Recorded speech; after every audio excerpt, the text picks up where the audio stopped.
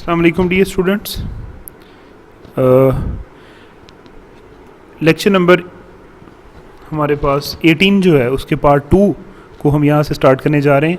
Part 1 में हमने question number 6 को सॉल्व किया था और जो क्वेश्चन नंबर 8 है उसकी स्टेटमेंट को हमने समझा था। तो इस पार्ट के अंदर हम क्वेश्चन नंबर 8 के सोल्यूशन को वहीं से आगे शुरू करते हैं। ताहम आपके लिए ये ज़रूरी है कि क्वेश्चन नंबर 8 की जो स्टेटमेंट मैंने आपको समझाई थी उसको आप दोबारा एक दफ़ा सुन लें, पार्ट 1 के एंड पे जो थी। फ़िगर की कंस्ट्रक्शन भी मैंने आपको वहाँ से बता दी थी कि ये फ़िगर कैसे बनाई है हमने।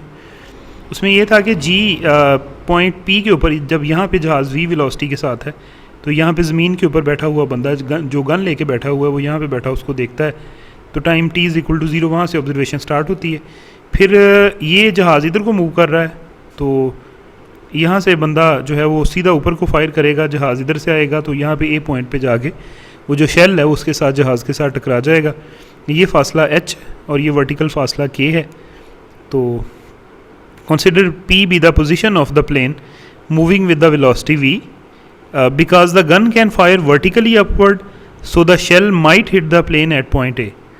तो ये a पॉइंट पर ये वाला जो आपका पॉइंट है ना, यहाँ पे जाके उसको जो है वो आपकी टकराएगी।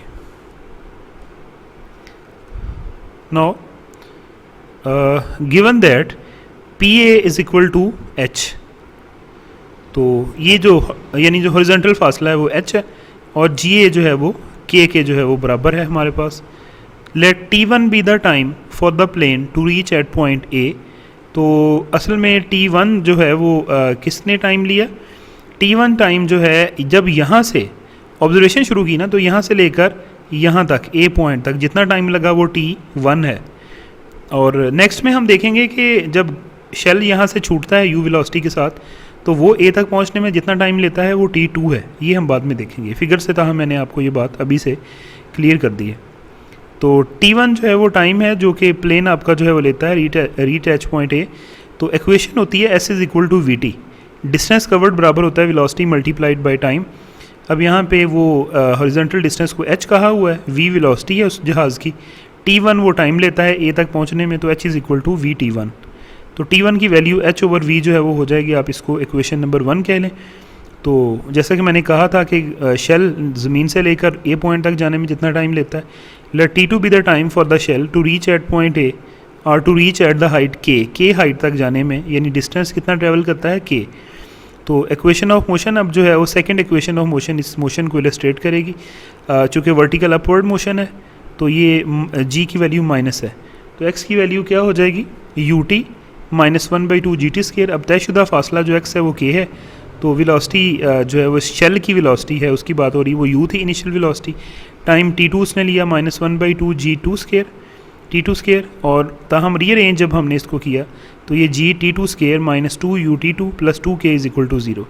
अगर आप ज़रा गौर करें तो ये क्वाड्रेटिक इक्वेशन है वेरिएबल t2 के अंदर, यहाँ पे 2 भी साथ में आना है, t2 के अंदर है। So applying the quadratic formula आप इसका सोल्यूशन फाइंड आउट कर सकते हैं। तो t2 की वैल्यू आ जाएगी 2u plus minus 4u² minus 4g into 2k square root divided by the 2g। या आप इसको मज़ीद अगर सिंप्लीफाई करेंगे तो ये वाली वैल्यू आपके पास आ जाएगी इक्वेशन नंबर 2 से जो क्लियर है। ये है t2 is equal to u plus minus u² minus 2g के स्क्वायर रूट ओवर g। ये t2 की वैल्यू आई है, ये वो टाइम है जो पॉइंट g से a तक जाने में आपका शेल जो है ना वो लेता है। Clearly the shell will hit the plane if the gunner fire the shell after the time से t, मैं उस टाइम को कह देता हूँ of the detection of the plane. तो ये t किसके बराबर होगा? इसको आप बेशक रहने दें अगर आप कंफ्यूज्ड हैं। तो ये t क्या होगा? t जो है ये बेसिकली टोटल टाइम है जितना वो डिटेक्ट करने के बाद वो फायर करेगा। तो ये t1 माइनस t2 है। t1 की वैल्यू h ओवर v आपने ऊपर निकाली है और t2 की वैल्यू भी आपने ये वाली जो है वो ऊपर निकाली है। तो ये वो रिक्वायर्ड टाइम है। ये डिटेक्शन के इतने टाइम बाद जब वो फायर करेगा ना तो फिर वो जाके जहाज़ को लगेगा। अब ज़रा इसको आप समझिएगा, ये t1 माइनस t2 ही क्यों t है, ये ज़रा फिगर में आप एक दफ़ा देख लें। मिसाल मैं आपको देता हूँ इसके लिए सिंपल सी कि फ़र्ज़ करते हैं ये देखें ना, यहाँ से लेकर यहाँ तक ये पहुँचने में टाइम लेता है t1 और यहाँ से लेकर यहाँ तक पहुँचने में ये टाइम लेता है t2। मैं कहता हूँ कि शुरू में जब t0 पे जहाज़ जब यहाँ पे है ना तो गनर ने उसको देख लिया कि जहाज़ आ रहा है, अब ये कितने वक्त के बाद वो फायर करेगा कि यहाँ तक पर जहाज़ पहुँच जाए और वो उसको लग भी जाए।